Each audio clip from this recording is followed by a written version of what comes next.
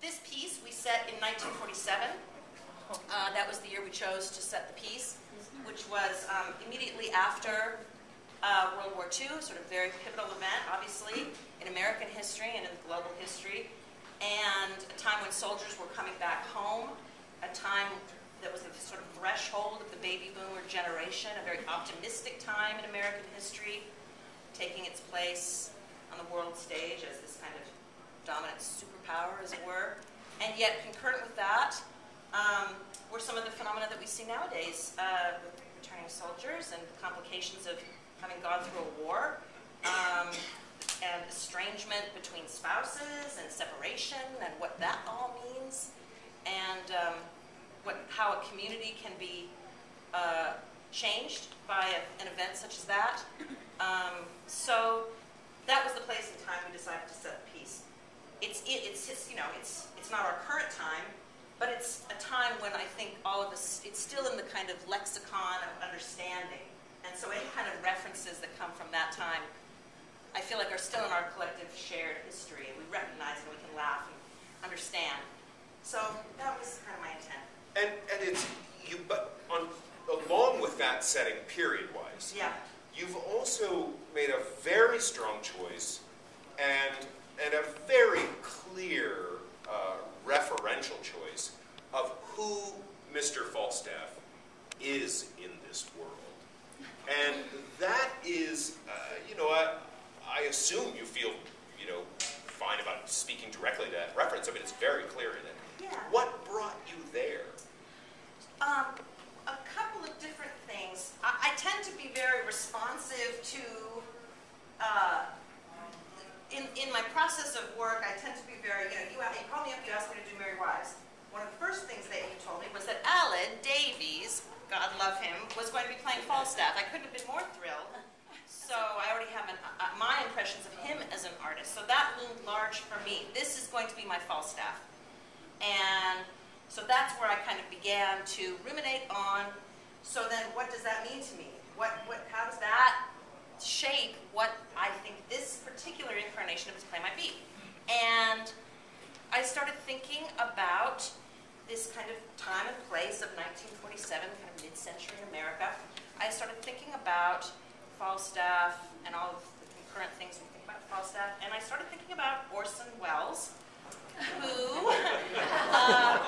was a huge in every way icon of American success and sort of the best and worst of what a kind of rise and fall of a celebrity slash artist slash visionary genius, whatever you want to call him, could be.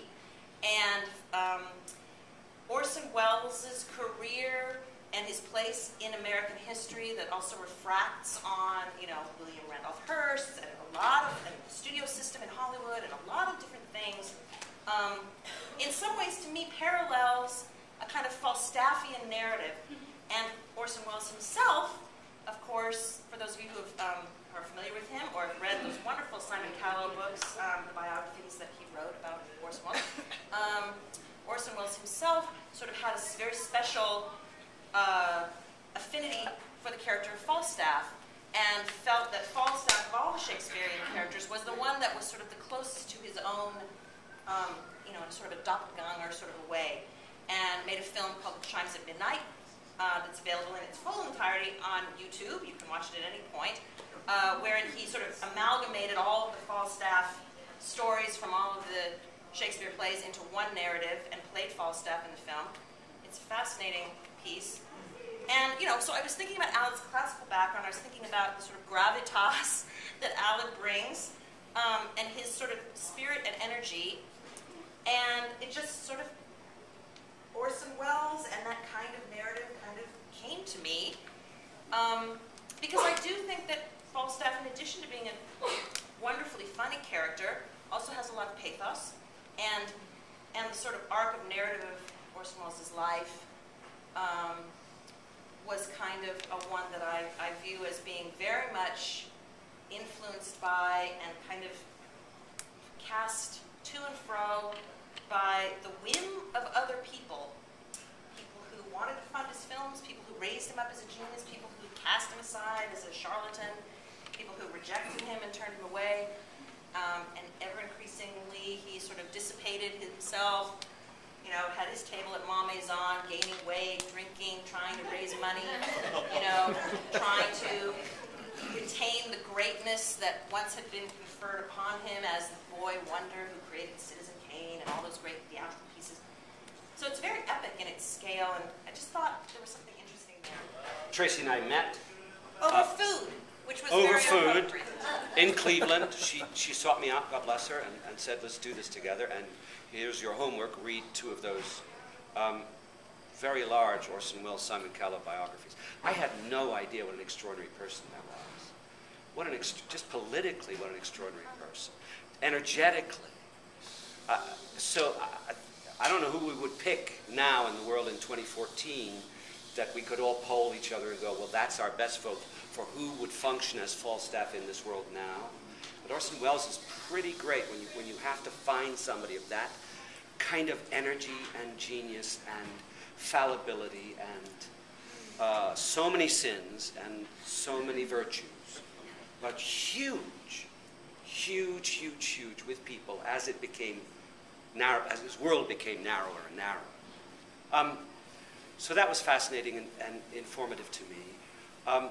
The saving grace is, of course, we're doing a play, so I'm not imitating Orson Welles. I can't. Only Orson Welles and other great mimics can imitate Orson Welles. You're not going to be watching Orson Welles.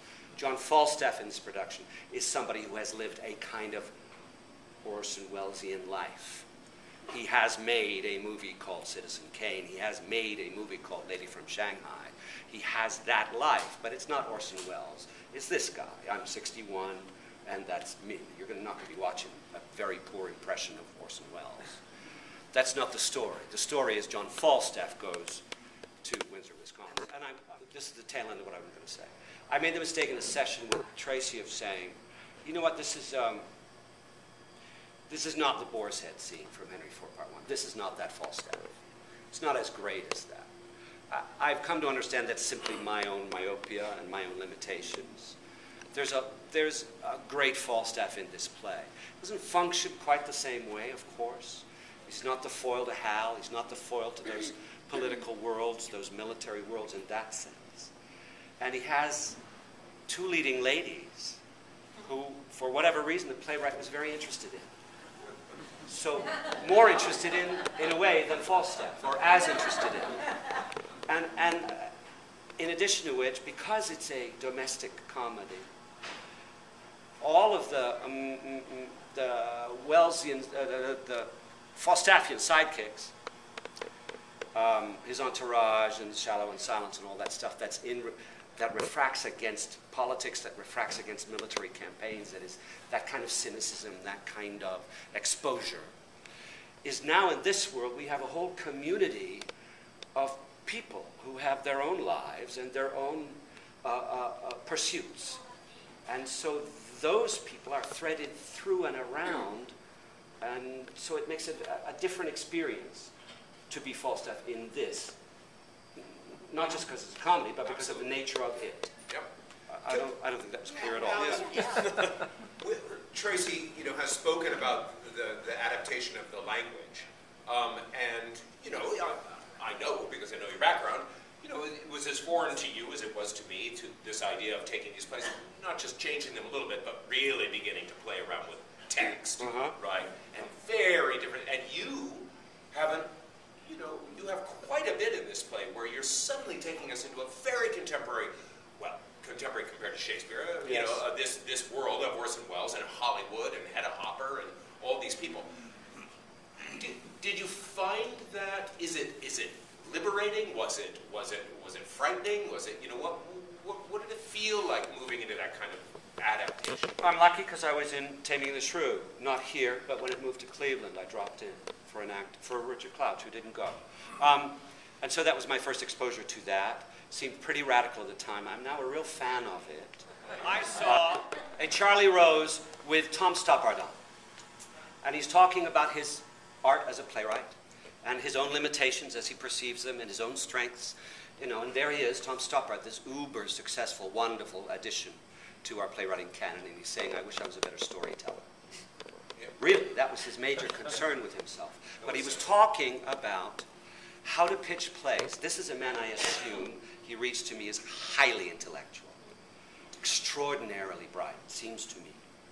And he talks about, as an artist, true artist of the theater, he's saying, my responsibility is to write for all three strata of my audience, just like Shakespeare. I am attempting, through myself, my instrument, to write for the intelligentsia, for the middle brow, and for the groundlings. And I can't do it all the time in each scene. So obviously my art is to have them refract on each other, to let broad comedy release a smile from the intelligentsia, to let extraordinarily clever stuff release laughter from the highbrows, that the groundlings go, oh, that's funny. Okay, good. Now what? So they're brought forward. You're not homogenous. Look around the room. I mean, you might think you as a group are homogenous. You know you're not. You know you're not. And an audience out here has extraordinary strata in it. We're trying to actually have a communal event. Whether we do a Shakespeare tragedy, it doesn't matter. So you absolutely need popular stuff as access. In addition to which, you know, we may be talking down to you, but we're not talking down to us, so we got to put it at our level.